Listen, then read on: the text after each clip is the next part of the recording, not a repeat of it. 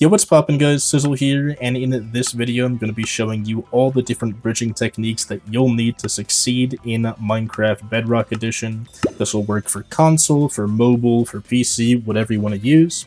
In my case, I'm playing on PC, and the input display that you can see in the bottom left is also set up for PC. So sorry if that makes it hard to follow along with, but it should be pretty simple, pretty straightforward stuff, unlike Java Edition, which I also made a video on, which I'll have linked in the description, which should be live around the same time as this video, which will go over all the bridging techniques you need to succeed in Java, which are way harder, generally take about 10 minutes of practice and stuff like that in order to actually go and learn. So first off, our first bridging technique is the one that I'm sure a lot of you are already pretty aware of, where basically in Bedrock, when you look over the edge of a block like this into the nothingness and make sure there's not somewhere you can place on, and you just press right click, you'll place a block. And basically, if you spam, this is called spam bridging, you could spam that right click while walking forward and just keep placing a lot of blocks.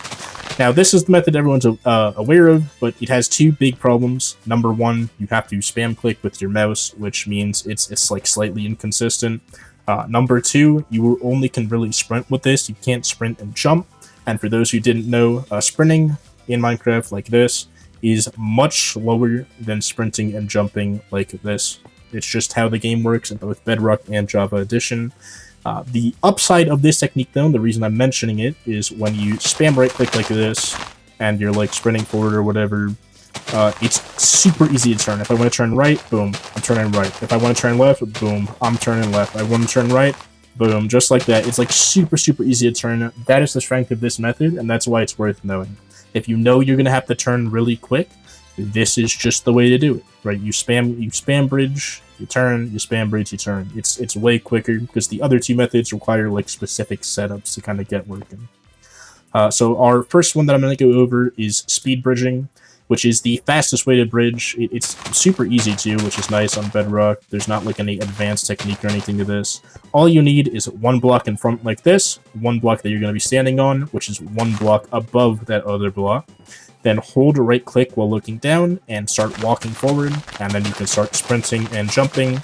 And as I said before, sprinting and jumping is faster, so you can be an F5, you can do reverse F5, you can do whatever you want with this, and it'll just keep working. As long as you keep holding down right click and keep moving forward, it'll keep working. It's super great, super fast, super quick, super consistent. You literally can't mess this up as long as you did the setup at the start. The way that you can mess this up, though, and the way that I always mess this up, is by sprinting at the start here. Now, you can do this by, like, placing a block and then sprinting and holding down, but it's super inconsistent from what I found. The consistent way is have it down, hold right-click while looking down, and just have it do its thing. Another problem with technique is if I want to turn, I have to, like, build the block, and then turn, and then I can't sprint. Like you saw right there, I sprinted. If I don't sprint, instead walk and then sprint, then I'm good to go. So that's just like a fair warning on that one. Make sure you don't sprint to start, make sure that you're walking. And also, if you need to turn really quickly, and you're like, maybe going to like an island diagonal from you or something, just use spam bridging instead. And our final kind of main bridging technique that I'm going to be showing off in this video requires a very particular setup where generally you have to be something like 5 blocks away, give or take. You could be more than 5 blocks away, but you need 5 blocks or so of straight land. You want to look forward at a bit of an angle, hold down right click, and then walk forward. And if the blocks place exactly like that, you'll know you have it. Now you can just jump up, and generally, well, I didn't have the right angle there. I had to be a little bit lower, I think. But if you get the right angle, it'll just kind of keep going from there, right? So it's not that.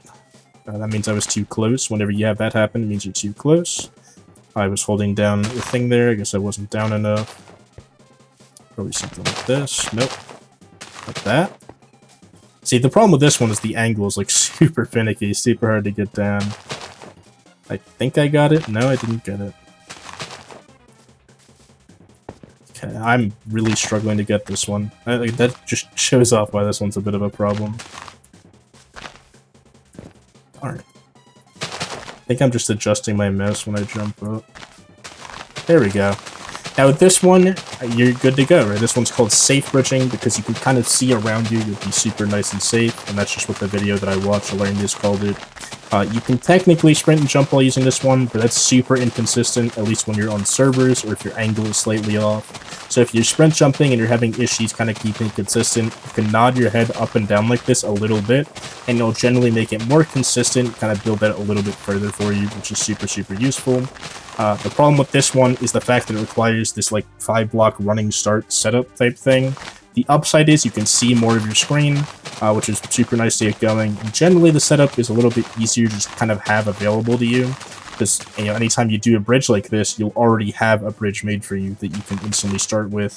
The problem with this one also is turning. You just can't turn with this without, you have to like build out like 5 blocks or something, and then turn, then run back, and then go do it again.